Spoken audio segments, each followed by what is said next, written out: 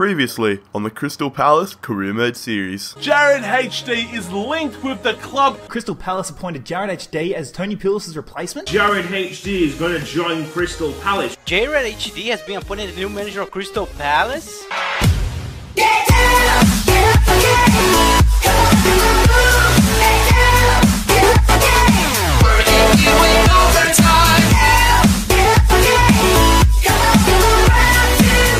G'day guys, how's it going? It is Jarrad HD here. Welcome to episode number 2 of season 1 of the Crystal Palace Career Mode series. And excellent news to kick off the episode. Winston Reid has accepted the contract here. He is going to be my first signing as Crystal Palace manager. The Kiwi international joining the squad. He's going to be a force in the backline. And it looks like Danny Ings is also going to be joining the squad. The striker is now in contract negotiations with our club, so hopefully we can bring him in. That'll be another great signing and hopefully push us up the ladder.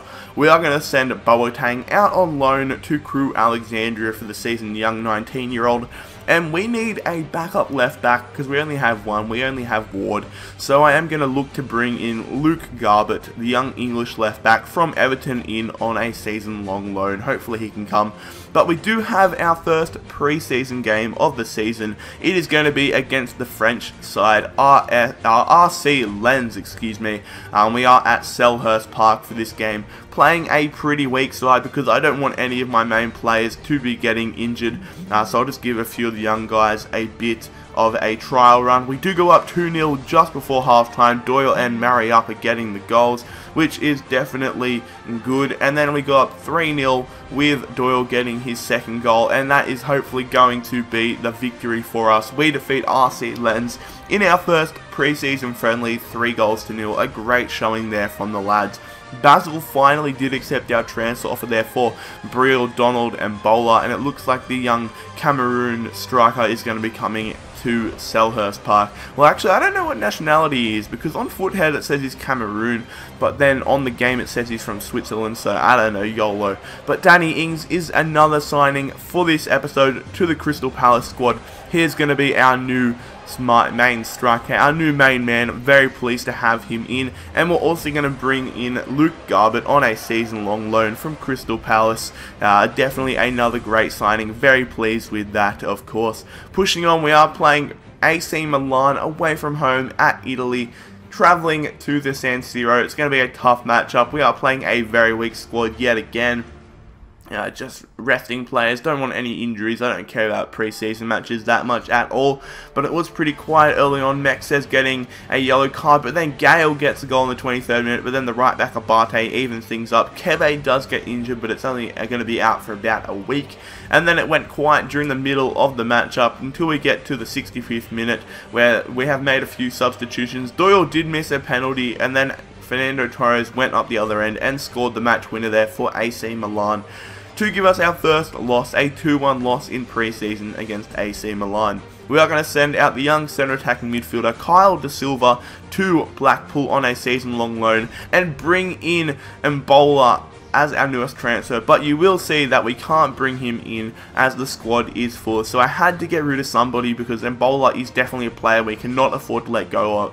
And I decided to let go Chris Keddings, the young 21-year-old, 60 overall goalkeeper from Scotland. He doesn't look like he's going to be anything decent, so I'll let him go. And then we will bring in Mbola, the newest addition to the squad. Very pleased with that as we head into the third and final pre-season friendly of this season. We are playing Spanish side Levante at Selhurst Park, and I am hopeful that we can get a victory to get us in a good run of form heading into the Premier League season, as Wilfred Zaha does put us up 1-0 22 minutes into the game. The Manchester United man, who is on loan of course at Palace for the season, his old club.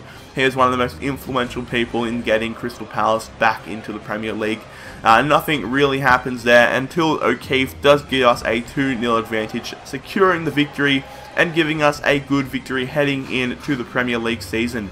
As we move on now, we will get a transfer offer here for Jerome Thomas, the left midfielder, 31 years old from Burnley, and I do want to sell this guy on. He is only going to go down in price and overall, so I decided to counter offer £525,000 for his signature, and you will see that Burnley are going to go ahead and trying to sign Jerome Thomas from us. Hopefully he does leave, and he does leave to Burnley. £525,000 and $450 in the piggy bank.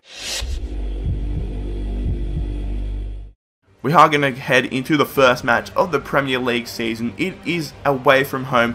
We are travelling to North London to play at the Emirates Stadium against the Gunners Arsenal. In real life, in this fixture, Crystal Palace did go down 2-1 from a late headed goal, I believe it was. Well, no, Hangeland got the headed goal, but Ramsey got a goal late in the matchup. That's all I remember. But hopefully we can get the victory in this game.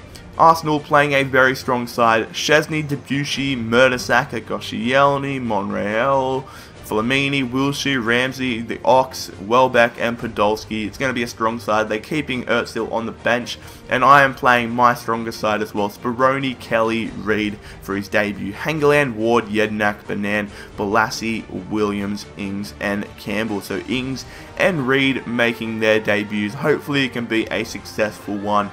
We'll have to wait and see. The first game of the Premier League season, the first game of the Crystal Palace dynasty, it is here, and it is against a tough game, a tough opponent in Arsenal, and we realise that it's going to be very tough as Arsenal and Lucas Podolski go up 1-0 in the 3rd minute. Not pleased at all with that, and then things go from bad to worse in the 9th minute as Aaron Ramsey gets his head to it. I don't know how I could have stopped that. 2 freaking defenders go up for the header, and Speroni comes out for it, and still Aaron Ramsey freaking connects with it. So headers are still OP, guys, and you'll see another instance of that very, very soon. But moving on now, 36 minutes in, Monreal is on the ball here for Arsenal. He's going to pass it to Aaron Ramsey, who's going to pass it to Jackie Wilshere. Terrible defending on my behalf. Podolski becomes free on the goal side, and Arsenal are now up 3-0. Not pleased with that at all. And then you'll see how OP headers are here as the Ox crosses it into Özil. It gets cleared there, and freaking Mertesacker somehow outjumps our defender and gets it perfectly in the top left-hand corner of the goal. Nothing I could do about that.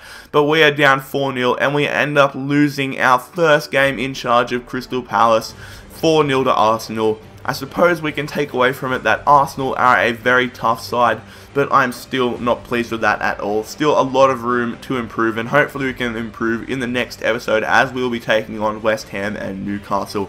If you guys did enjoy this episode, make sure you smash that like button. Great response on the first episode. Hopefully we can get a similar response. Make sure that you subscribe if you are new around here. Every subscriber helps, and I appreciate every single one of you. Make sure that you follow me on Twitter at JarradHD for all things related to my channel. But most importantly, lads, have an excellent day. It's been Jarrad HD here. I'm out. Peace.